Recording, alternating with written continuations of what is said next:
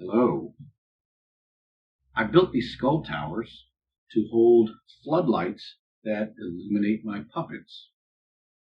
Up here on the left tower, I have a floodlight that can cycle red, green, and blue.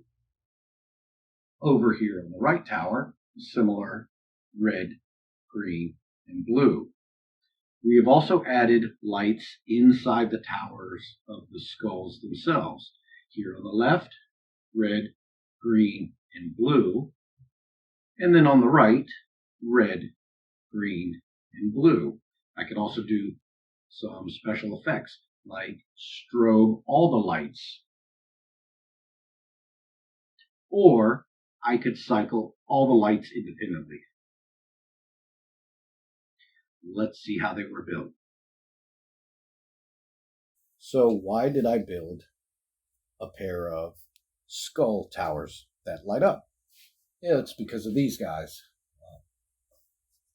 Currently, I use these floodlights. They're RGB floodlights, and they sit on the ground and shine up at these characters. We're adding the Raven this year, and because it's a black bird in the dark, he kind of gets lost and he's difficult to light. So we thought by raising the floodlights and being able to aim them better than just sitting them on the floor would be great. But I didn't want to build an arch just for lighting rigs, so I came up with the idea of the skull towers.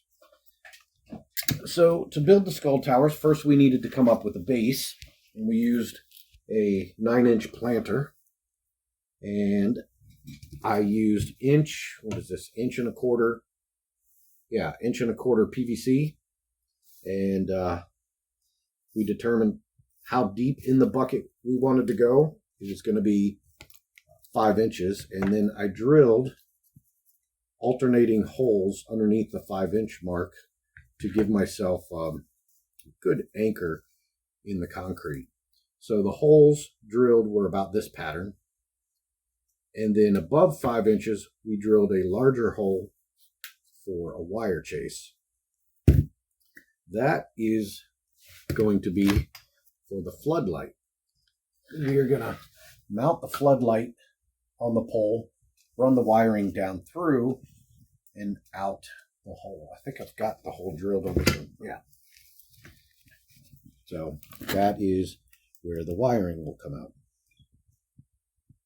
To mount the light, I have to take the bracket off of the light fixture first. And I believe I want the light as high as it will go, but still be level with the top of the pipe. And I'm lining it up over the exit hole of the wiring. So I'm going to mark the center, and I'm only going to mount it in the center. I'm also going to mark where the bottom of the bracket comes for something later.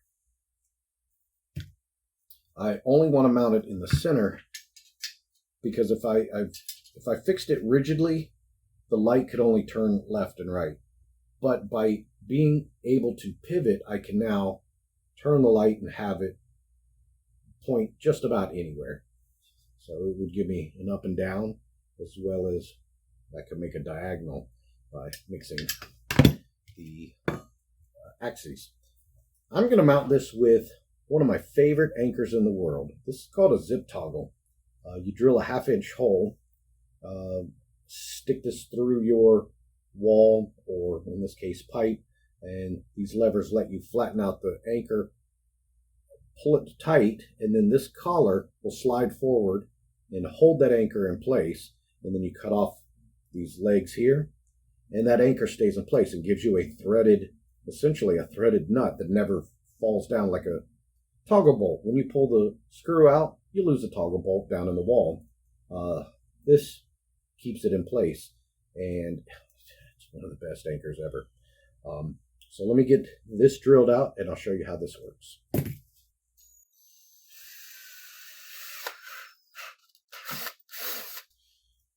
think I have to, because of the depth of that, I'm going to have to.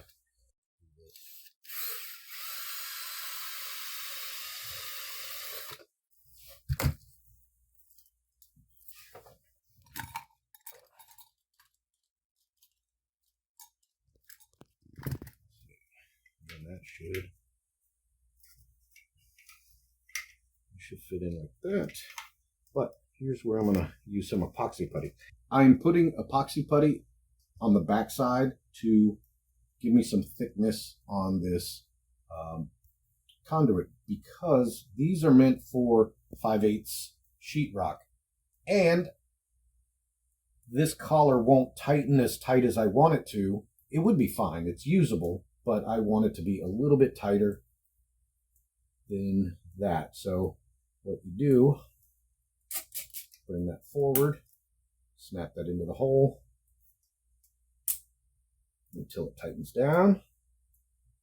There we go. And then you just snap these off, and there. Now I have a threaded captive nut on the back. When I stick this into here, I'm in threaded metal. The reason I did this is so I can pull this out and not have to worry about losing the back of that toggle. So the next thing to do is to put skulls on the tower. And I've got a few skulls. What I need to do with these is to drill some holes in them so that they can fit over the tower. Okay, does this take 3? I don't know. As Phil would say, moving on. Moving on. Yes.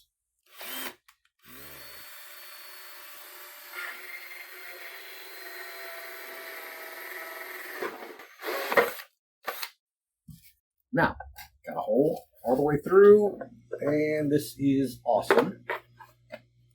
Nice, tight fit. But I ran into problems doing that each time with the skulls. I did not like how straight up and down they were. It made stacking them kind of odd.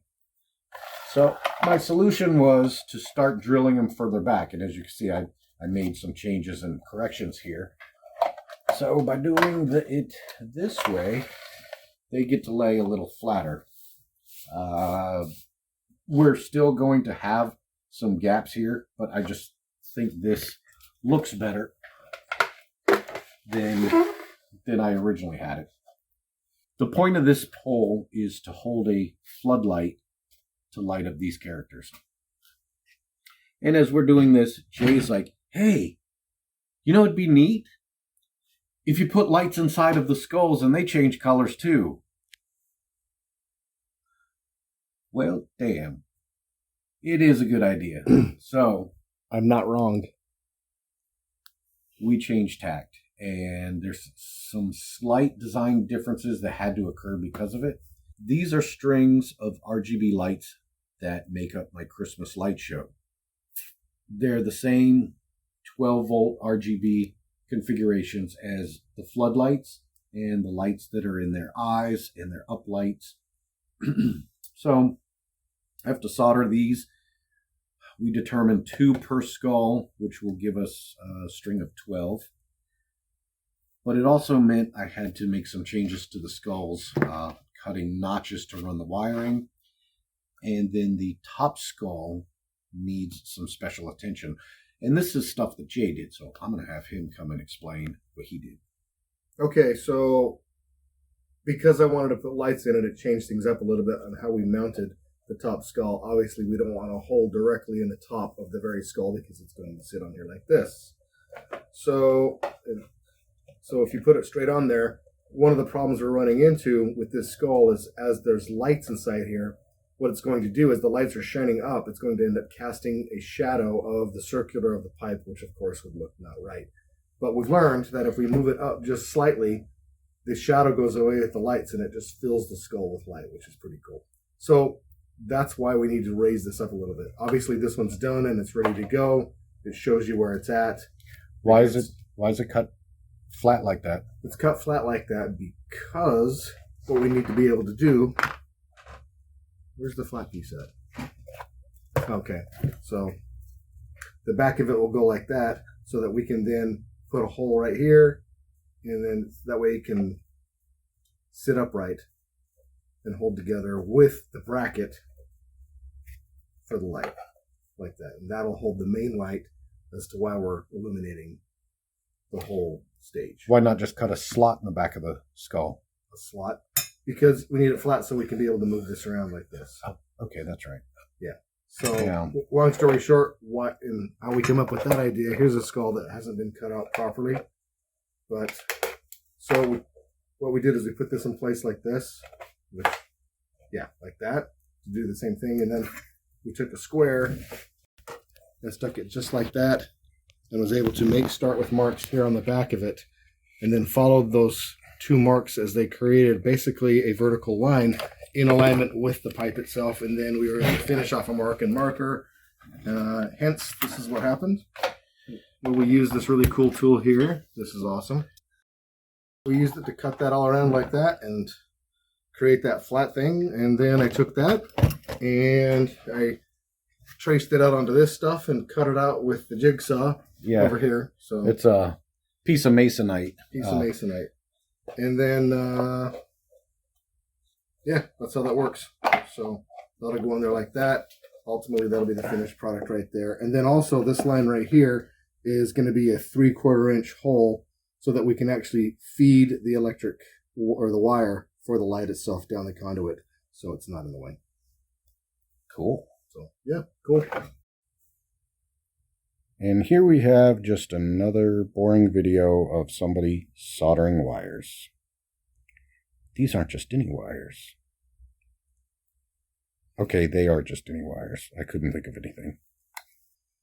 What I'm connecting here is the Christmas lights, or that's not correct, the RGB lights to some 4-conductor wire. And on the other end, I will have a set of 4-pin plugs that will match my lighting controller. I use a 24-channel, 12-volt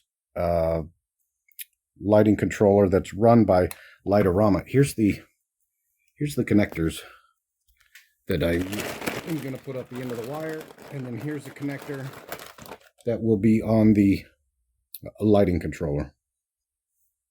And as you can see, they've got red, green, and blue wiring as well. I have finished soldering all the lights that I'm going to use for this tower. And to make sure they work before assembling and gluing it all in place, I'm going to run a simulator on here just to make sure everything works, so I don't have to try to tear it apart and fix it again. So all my red channels work, my green channel works, and my blue channel works. And when you put that all together, you get white. But I could also do mixing, and let's say I want yellow, I could bring up some green into that red. Or if I want magenta, I could bring some blue up into that red. That's nice. And so that will be inside the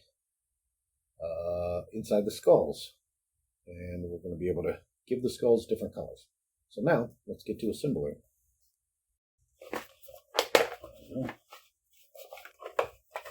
Let's see.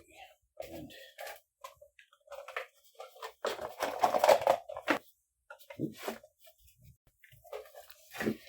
we're going to do this till we get to the top skull, and we're just going to leave the last two lights to add to the top skull for after we mount the top skull and the bracket for the light.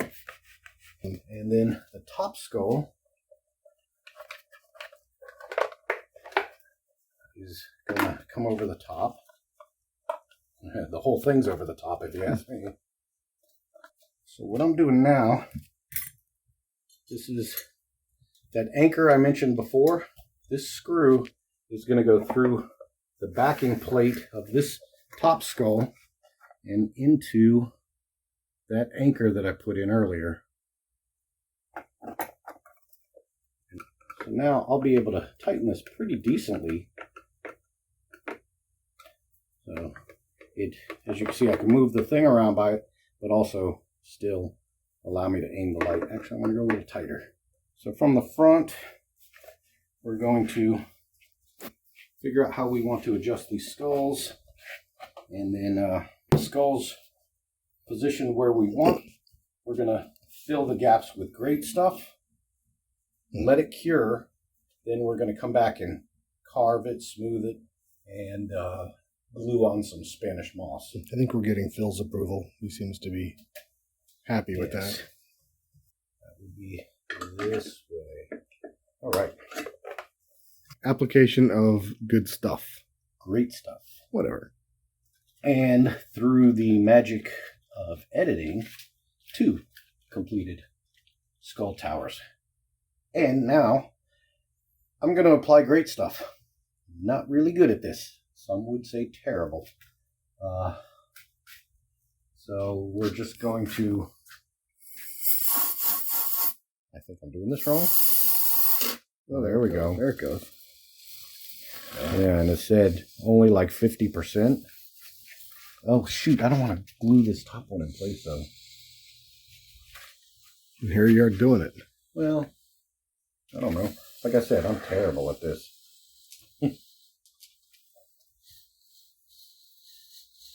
But we're then going to have like Spanish moss and stuff. Gotta hide the wires. Yep. Ooh, and the gap. I mean, I can't say that. And the gap. Gotta fill the gaps. Well, I figured I would just beat that. Phil's so happy to see this happening. Check that out. Look how happy he is. Yeah, he's like, check out those skulls. They're getting done. What every home haunter gets excited about. Right. Check out those skulls. Whoa. Check out those skulls. Did you see those skulls? Skulls are so hot. Well, kind of. So this is my attempt at Great Stuff in the skulls. I'm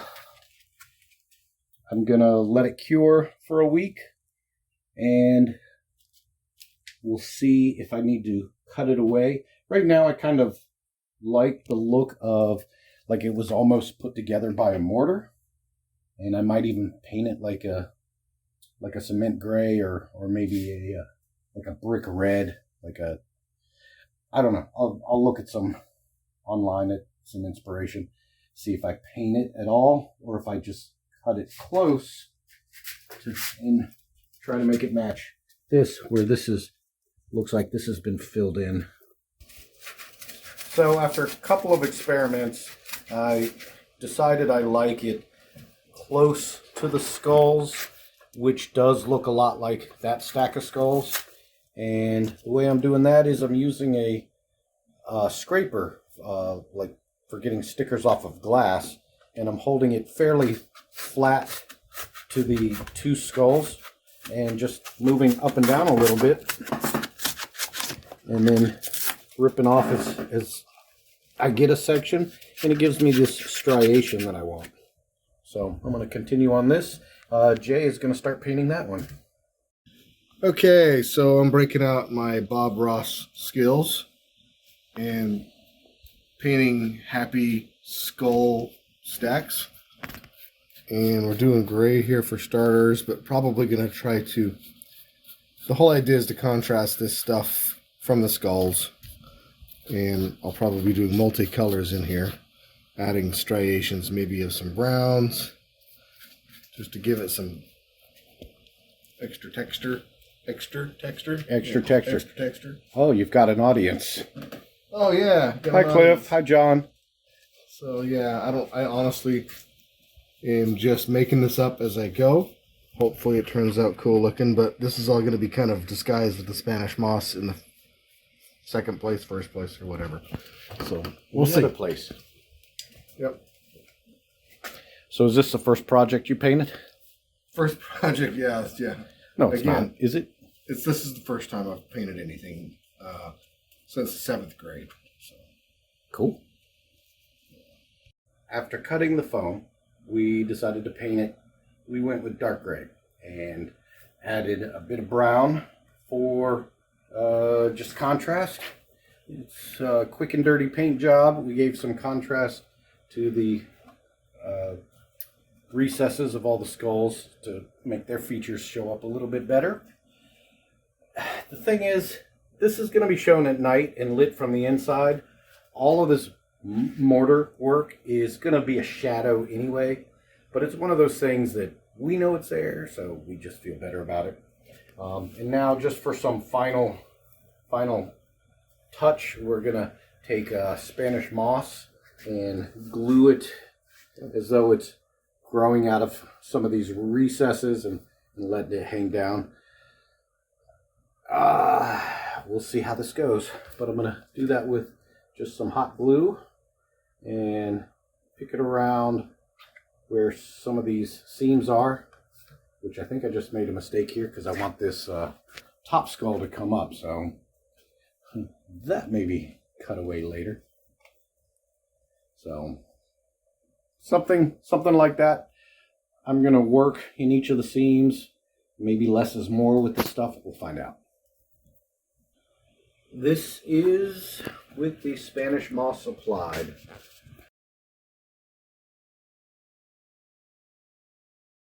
Looks kind of cool.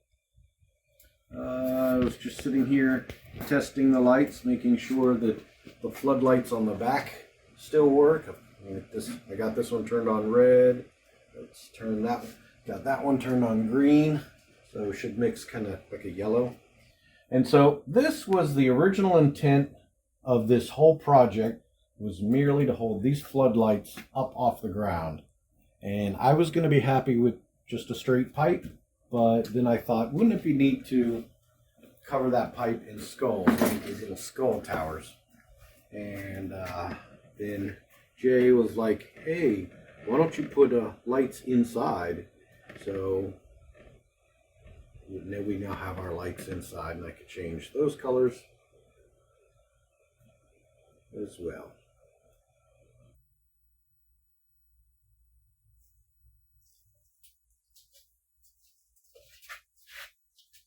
Thanks for watching us build these overly elaborate lighted skull towers. Yeah, we had a good time making them more than we expected, and they're going to be a nice addition to the overall presentation, I think. Yeah. Thanks for watching. Oh, and check out one of my other videos, maybe down there or wherever.